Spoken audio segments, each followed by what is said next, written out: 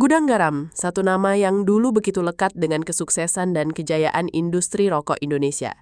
Perusahaan ini pernah mencetak omset ratusan triliun rupiah dan memberi pekerjaan pada puluhan ribu orang. Tapi kini, semuanya berubah. Pertanyaannya, kenapa raksasa sebesar Gudang Garam bisa terancam bangkrut?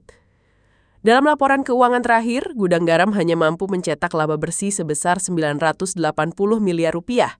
Padahal di tahun sebelumnya, angka itu masih di atas 5,3 triliun rupiah. Artinya, penurunan lebih dari 80%.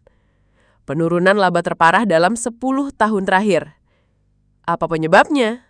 Salah satu faktor utamanya adalah turunnya penjualan dan produksi. Penjualan rokok mesin Gudang Garam turun dari sekitar 61 miliar batang menjadi hanya 53 miliar batang. Ini bukan sekadar penurunan kecil. Ini menunjukkan adanya pergeseran besar dalam konsumsi rokok nasional. Masyarakat mulai beralih ke rokok ilegal yang jauh lebih murah karena tidak dikenai cukai. Dan inilah yang jadi biang masalah berikutnya. Dalam 5 tahun terakhir, pemerintah terus menaikkan tarif cukai rokok. Rata-rata, cukai naik sekitar 10-12% setiap tahun. Bagi perusahaan besar seperti Gudang Garam, ini artinya beban pajak makin berat dan harga rokok pun makin mahal. Konsumen makin keberatan dan perlahan-lahan mulai mencari alternatif lain. Kondisi ini dimanfaatkan oleh pelaku pasar gelap. Rokok ilegal yang tanpa cukai mulai membanjiri pasaran. Bahkan menurut Bea Cukai, lebih dari 61 juta batang rokok ilegal disita hanya dalam 5 bulan di tahun 2025. Tak hanya itu, tren anak muda kini juga beralih ke rokok elektrik atau vape. Sayangnya, Gudang Garam belum punya inovasi besar untuk masuk ke pasar ini. Karena permintaan rokok turun, Gudang Garam akhirnya berhenti membeli tembakau dari petani, terutama di Temanggung. Bahkan mereka menyebut bahwa stok yang ada cukup untuk produksi hingga 4 tahun ke depan. Akibatnya, harga tembakau di pasar anjlok. Dari harga normal 400 sampai 500 ribu rupiah per kilogram, jadi hanya 20 sampai 100 ribu rupiah saja.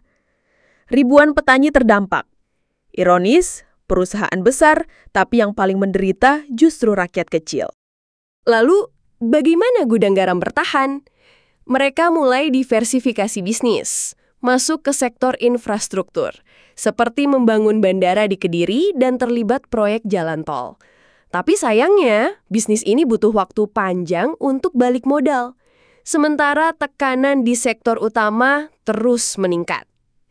Saham Gudang Garam juga terjun bebas. Dari harga sekitar Rp90.000 per lembar pada masa jayanya, kini tinggal sekitar 9 ribuan. Ini jadi salah satu penurunan nilai pasar paling signifikan dalam sejarah emiten rokok Indonesia. Jadi, apakah Gudang Garam akan bangkrut? Jawabannya, belum. Tapi tanda-tanda krisis sudah sangat nyata. Dengan laba yang anjlok, saham terjun, dan produksi terganggu, Gudang Garam harus bergerak cepat. Mereka harus berinovasi, merespon pasar baru, dan beradaptasi dengan regulasi. Raksasa bisa runtuh, tapi sejarah juga mencatat raksasa bisa bangkit kalau berani berubah. Kalau kamu punya pendapat soal kondisi Gudang Garam, tulis di kolom komentar. Like video ini, subscribe channel ini, dan nyalakan lonceng untuk fakta-fakta menarik lainnya.